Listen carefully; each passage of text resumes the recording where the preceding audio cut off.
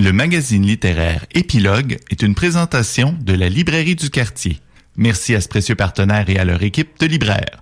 Vos prochaines lectures vous attendent au 1120 Avenue Cartier.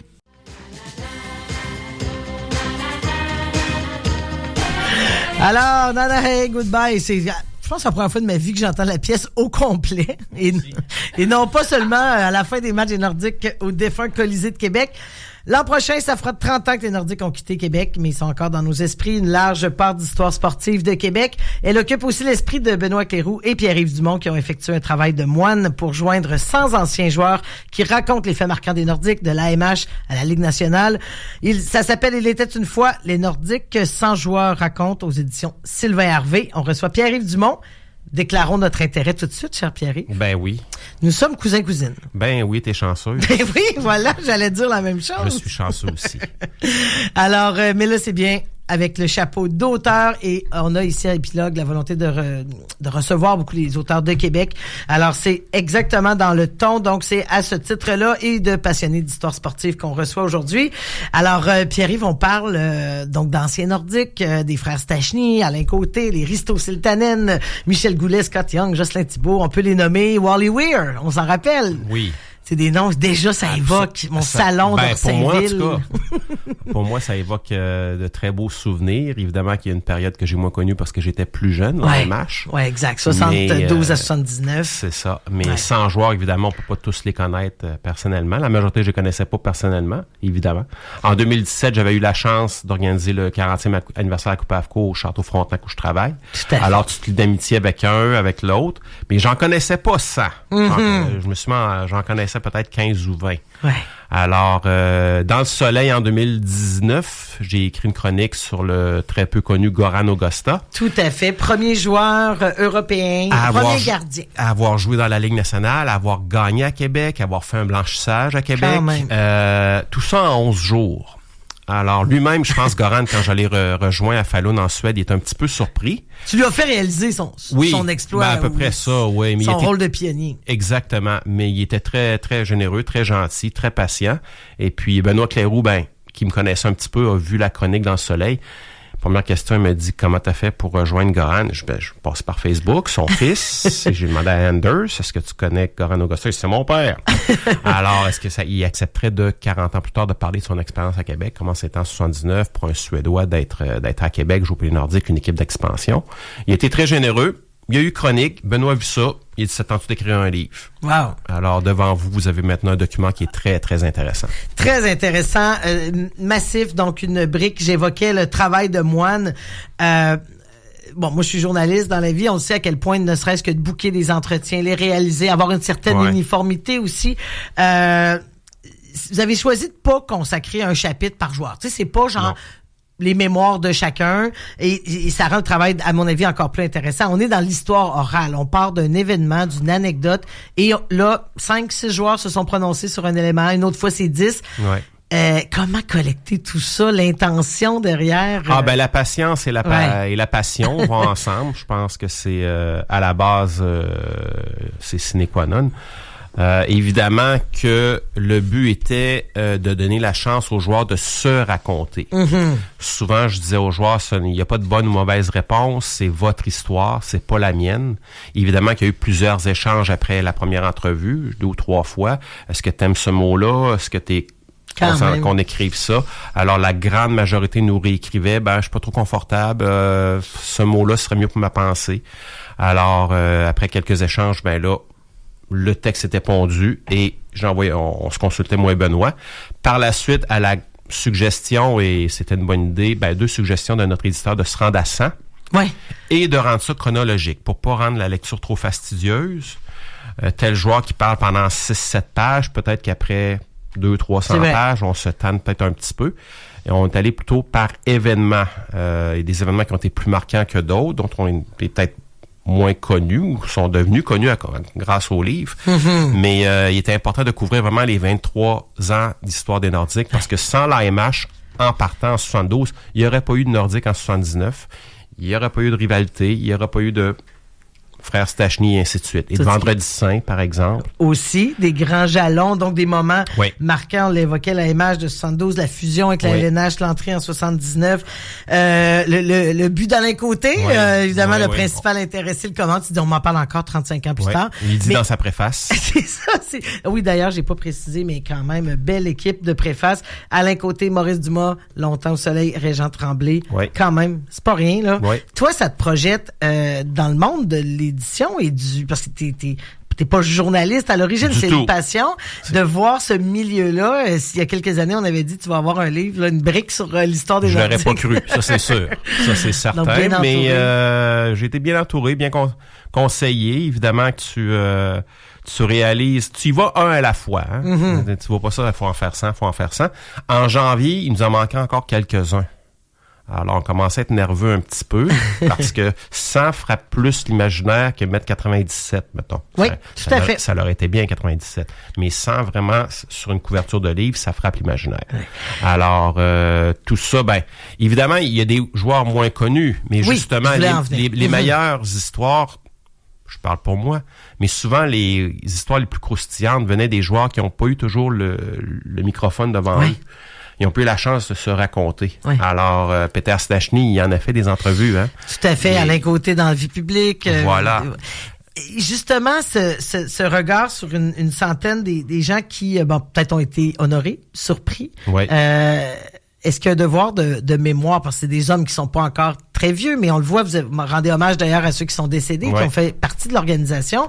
Parce que pour certains, le temps file, on n'aura pas mille occasions de les avoir vivants sans comme ça. Alors, quelle part de devoir de mémoire il y avait dans cette démarche-là? De la part des joueurs ou de notre part? Des participants et de dire on aura cette espèce de livre ultime là par les joueurs, qui est une première pour la suite. Oui, c'est une bonne question. J'ai compris que les athlètes professionnels, quand ils te disent oui, en bon français, sont all-in. Ils reculent pas. Quand ils te font confiance, ils embarquent pour vrai. Puis ils ont compris qu'on faisait pas ça pour se donner une certaine notoriété. On faisait pas ça pour faire du spectacle. C'était vraiment leur histoire qu'on voulait raconter. Les opinions sont différentes, évidemment. Alors, ils se sont sentis en confiance et vraiment, ils se sont ouverts vraiment beaucoup. Sur leur vie personnelle, sur leur après-carrière. C'est pour ça que la fin du livre nous dit où ils sont rendus. Alors, je pense que humblement, on a su gagner leur confiance et ça donne la brique qui est devant vous.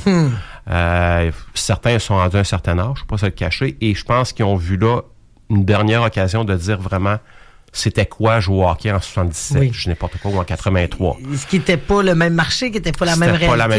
C'était pas la même chose. Il y a Serge Bernier qui, anecdote savoureuse, Serge Bernier qui avait des problèmes avec les coachs parfois. Il disait ce qu'il pensait, mais il dit, Pierre-Yves, à mon apogée, je faisais à peine 200 000 $ par saison. Aujourd'hui, les gars, ils font 200 000 par semaine. Tout à fait. Et pour un salaire moyen. Voilà. Alors, c'est pas la même dynamique. Non. On était plus, on exclut moi, là, mais il disait, on était plus proche de la communauté, plus proche des gens. Et, ce livre-là, pour les années 70, entre autres, ça transcende beaucoup ce que les joueurs vivaient à l'époque. On est dans le quartier latin ici? Oui, on est tout près. Kurt Brackenbury me parle encore du quartier latin. C'est ça, parce qu'il y avait la vie, ils étaient au cœur de la ville de Québec. Exactement. Ils allaient souper au Vendôme, ils sortaient des fois dans des bars du boulevard Amel. J'étais pas là, je peux pas le savoir.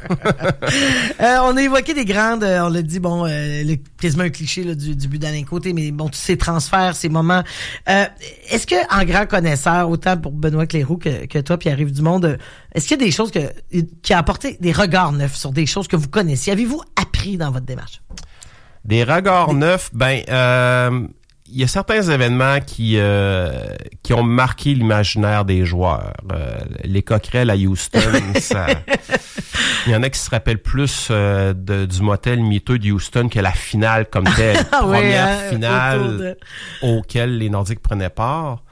L'association mondiale faisait peut-être pas très mondiale, faisait plus régionale en 75. Alors là, ça frappait entre autres l'imaginaire. Il y a d'autres souvenirs, il y a des bons et des mauvais souvenirs, mais justement, 23 années, les Nordiques, ça a été une montagne russe d'émotions. Absolument. Alors, je pense, de par ce livre-là, ben, ça brosse, je pense, le portrait parfait de l'histoire des Nordiques sur les 23 années.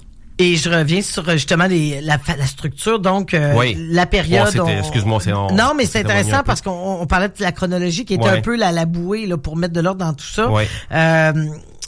On parle des années, donc l'espèce de période 76, 87, là, un peu l'âge d'or, ou à certains, pour plusieurs. Ouais. La période où toi-même, comme enfant de Gifford, tu t'es intéressé au Nordique. Ouais. La période 87-95, on change de garde. Hein. Il y a Dale Hunter s'en va, Joe Sakic. Énormément. La professionnalisation, j'allais dire, mais la marchandisation de la LNH aussi, ce qui a mené à leur départ, à une réalité, ce que tu racontes, de la proximité avec la communauté, tout ça, c'est plus comme ça dans le marché. Vraiment pas. On peut faire un parallèle avec ce qui se passe à Montréal en ce moment, mais à l'époque, les dernières générations, les gars à qui on a parlé ont été très généreux. Scott Young a été d'une générosité vraiment impeccable, mais on disait, quand même, les anglophones, on disait qu'ils n'aimaient pas jouer à Québec, ben ceux à qui on a parlé ont adoré leur temps à Québec. Et puis, pour eux, puis souvent c'est des Américains, bizarrement. Moi, la langue... Je voyais ça comme une curiosité plus qu'autre chose. C'était pas un débat politique. C'est là, je fais avec. Puis si j'apprends le français un peu, tant mieux. Ils voyaient pas ça comme un problème vraiment. Pour ce qui est des taxes et impôts, il y a Wilfred Paiement qui a été savoureux. Il dit, il y a des taxes et impôts. Il dit, moi, j'ai vécu en Ontario toute ma vie, puis je vous dis que les taxes et impôts, c'est pas mal la même affaire. C'est exact. Puis ceux qui avaient des problèmes avec la langue, ils se cachaient derrière la langue pour un peu se protéger pour leur mauvaise performance. Passer sous le radar un peu des médias. C'est ça. Fait qu'il dit, moi, je croyais jamais embarquer là-dedans. Les gens qui parlaient contre la ville de Québec, c'est parce qu'ils sont jamais vraiment venus puis ils sont pas intéressés. À Québec, on respirait nordique, puis moi, je l'ai vécu, puis j'ai aucun regret. J'ai adoré mon temps. Sujet inévitable en terminant cet entretien, parce qu'on n'a pas le choix. Il y a un chapitre qui est consacré, donc cette conclusion, un peu ce qu'on appelle la fusillade, qui est un peu la 4e période. Les Nordiques reviendront-ils? Toi, tu dis comme auteur, vous êtes interpellés les deux aussi. Qu'est-ce que vous en pensez? Tu dis, moi, ce qui me brisait le cœur, c'est de voir des amphithéâtres presque vides à Phoenix avec Québec. Donc oui, entre le rêve, la réalité, les joueurs qui ont été consultés le souhaitent, le retour des Nordiques. Ils le souhaitent tous. Il y a Jimmy Mann qui va d'une analyse vraiment savoureuse. Il dit, voyons donc, il joue dans un aréna de 5000 sièges à Phoenix. Ils conservent ça, cette franchise-là, parce qu'ils ont des droits de télé. Alors, on se rabat sur les droits de télé. Alors, mais pourquoi demander un aréna neuf si les droits de télé font foi de tout? Tu sais, c'est paradoxal. Alors, on s'entend qu'à Québec, on aurait fait au moins 16 000 personnes. Et pour lui, c'était absurde, comme bien des joueurs, c'est absurde. C'est une question de gros sous. On peut douter de la viabilité d'un club de hockey à 200 $ le billet pendant 15 ou 20 ans. 200 $ encore là, c'est pas cher. C'est plus 300 maintenant. Mais est-ce que c'est mieux ailleurs? La Floride a gagné la Coupe Stanley au printemps dernier, mais la Floride, il y a 4-5 ans, tu pouvais aller voir un match à 83 $ pour 4 billets et le stationnement était inclus. Ah oui, c'était une époque où, et à chaque fois, on se dit Québec, voyons, tu parles de marché, là, évidemment, ça mousse un peu nos rêves. Une tant que Gary Bettman est là, ça tient un peu oui, c'est ça. Je pense que ce qui revient, tant que Gary Bettman sera là, on peut oublier le projet comme tel, mais je souligne en 72, on croyait pas à la MH. Aussi. En 79, on croyait pas au Nordique dans la Ligue nationale. C'était d'un trop petit marché. Tirons les conclusions. Qui sait? On sait jamais. D'ici là, il y a la Victoire de Montréal qui est en train de remplir le centre Vidéotron, quand même, pour le hockey féminin. Donc, l'intérêt... les gens de Québec répondent présent. On verra dans quelle mesure. Dernière question, pour vrai, parce que je trouve extrêmement intéressant et je trouve ça respectueux. Vous avez mis les statistiques de toutes les saisons des joueurs, tu sais, encore là... Qui ont participé. Et donc, ça aussi, c'est un travail de recherche. Chapeau à Benoît, c'est parce que Benoît les avait tous déjà, parce qu'il a écrit... Un vrai nerd. Il avait écrit le livre encyclopédique en 2001 sur les Nordiques, fait qu'il les avait à portée de main. Les mettre dans le livre de façon pas chronologique, mais les 100, entre autres, de façon alphabétique, je devrais dire. C'était un travail de moine social. Alors, chapeau à mon co-auteur, Benoît. Formidable. Alors, co-auteur Benoît Cléroux, Pierre-Yves Dumont, ça s'appelle « Il était une fois les Nordiques, 100 joueurs racontent ». Préface d'Alain Côté, Maurice Dumont et Jean Tremblay. Belle gang autour de ce livre aux éditions Sylvain Harvey. Longue vie, parce que ce livre-là, il y a une chose qui est le fun, il passera pas date. Parce que ce qui est dit là-dedans, c'est passé, l'avenir nous dira peut-être que dans 20 ans, on lira en disant il croyait pas au retour des Nordiques, puis bon, enfin, on en reparlera. On en reparlera. Merci, cousin, c'est une très belle rencontre. Merci, Valérie. Impeccable.